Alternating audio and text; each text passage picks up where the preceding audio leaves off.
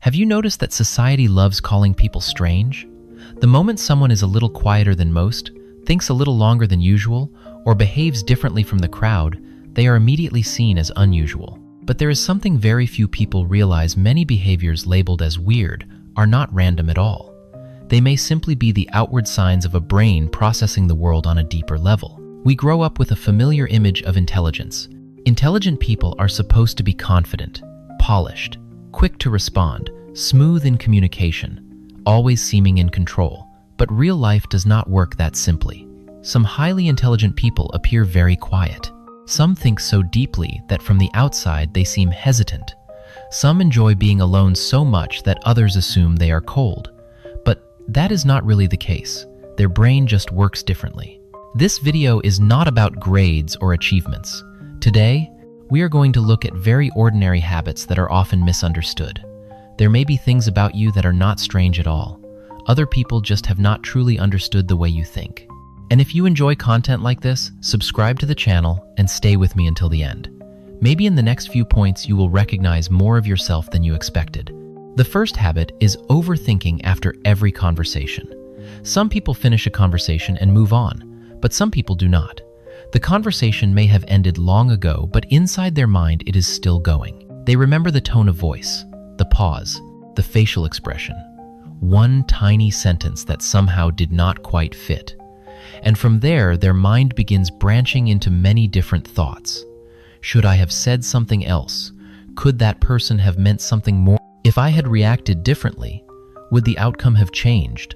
From the outside, this is easily labeled as overthinking. But many times it is not just anxiety, it is simulation. An intelligent mind often does not view things in a straight line. It automatically runs through multiple possibilities at once. It wants to understand what happened, what could happen, and what might repeat in the future. The price is that it takes them longer to feel at peace. But in return, they often notice what other people miss. The second habit is talking to yourself. Many people find this a little funny, but in reality, it is a very effective way of thinking. When ideas stay inside the mind, they are often messy, overlapping, and fragmented. But once they are spoken out loud, even quietly, they start to take shape. They become clearer, more structured, easier to examine. In other words, some people do not talk to themselves because they are strange. They do it because it is how their mind turns complexity into something they can hold on to. They are organizing their thoughts, not performing for anyone. Many people with strong intellectual lives have this habit. They just tend to hide it because they are afraid of being seen as odd. The third habit is preferring solitude over noisy crowds. This is one of the most misunderstood traits. Liking to be alone does not mean hating people. It does not mean poor social skills either. For many intelligent people, the issue is not people. The issue is noise. Repetitive conversations, interactions that feel too shallow, environments that force constant response without offering any real depth.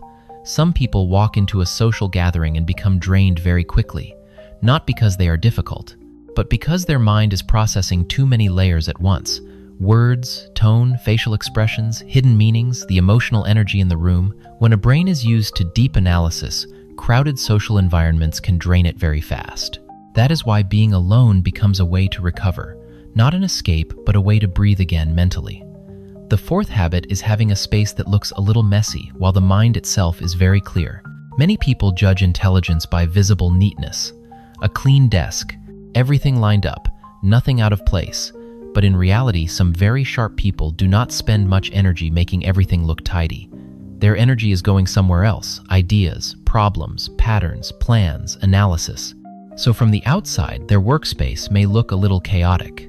Papers in different places, notes scattered around, objects arranged in a way that does not seem visually logical. But if you ask them, they still know where everything is. That space is not meaningless. Its map exists in their mind instead of on the surface. If you have ever been called strange just because you think a lot, stay quiet, or prefer being alone more than most people, comment the number 8 below. I want to know how many people have been misunderstood in that way. The fifth habit is asking questions that make other people pause. In an ordinary conversation, some people ask very different kinds of questions. Not to argue, not to show off, but because they genuinely notice a gap in what is being said. They see an assumption that has not been examined. They sense that there is another layer beneath the surface. This is the sign of a mind that does not easily accept something just because everyone else does. It wants to understand, to test, to reach the root. That is why their questions sometimes make other people uncomfortable. But that discomfort does not mean they are wrong. Sometimes it simply means they have touched something no one had thought about before. The sixth habit is changing your mind when new information appears. Society often praises consistency, but there is another kind of maturity that gets talked about. Far less the courage to revise your own conclusions. Intelligent people do not always cling to old beliefs just to appear certain. They observe, they update, they compare, and when the evidence changes, they are willing to change too.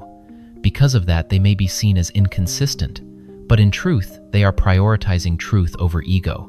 They do not need to win by being stubborn. They want to understand more accurately. And the ability to change your mind in a healthy way is often a stronger sign of intelligence than holding tightly to an outdated view. The seventh habit is going very deep into a few specific interests. Some people like many things, but only on the surface. But others, once they are truly interested, go all the way in. They want to know something from root to branch, understand every detail, and reach layers that most people do not have the patience to touch. From the outside, this can look like obsession, but on the inside, it is the genuine joy of deeply understanding something. An intelligent mind is usually not satisfied with knowing just a little. It wants to touch the structure, find the logic, and see how all the parts connect. And over time, this kind of deep focus often creates expertise, a unique perspective, and real creativity. If you are also the kind of person who dives all the way in once something catches your interest, comment the number 1 so I know how many people are like that. The eighth habit is having a mind that becomes most active at night. This is something many people have experienced yet still blame themselves for. During the day, too many things crowd the mind: work, messages, calls, noise schedules. But night is different. Night is quieter, slower, less interrupted. And for many deep-thinking minds, that is when thought truly begins to open up. They revisit what was left unfinished, connect the scattered pieces of the day, work through a problem that has been stuck, come up with a new idea, find an answer that did not appear during the day. Yes, this can disrupt sleep. Yes, it can be exhausting. But it also reveals another truth: some people hear their own mind most clearly only after the world has gone quiet. So after all of this, are these habits really strange? Or do they simply not fit the narrow mold most people use to judge intelligence? Maybe the problem is not that these people are too different. Maybe it is that society is too used to recognizing only the kinds of intelligence that are easy to see. Loud confidence gets called brilliance. Quiet depth gets treated like something hard to understand. But real intelligence is not always neat. It can come with silence, with questions no one wants to ask, with the need to be alone, with staying awake later than usual, with an imperfect desk but a very sharp mind. And once we understand that, we judge other people less quickly. More importantly, we judge ourselves less harshly too. If you have ever felt out of step with most people simply because you need depth, quiet, or think in a different way from those around you, comment the number 9 below. I want to know how many people have lived for a long time with that feeling of being misunderstood. Thank you for watching until the end of the video. If this content speaks to your experience, please like and subscribe to follow the next videos. See you in the next one.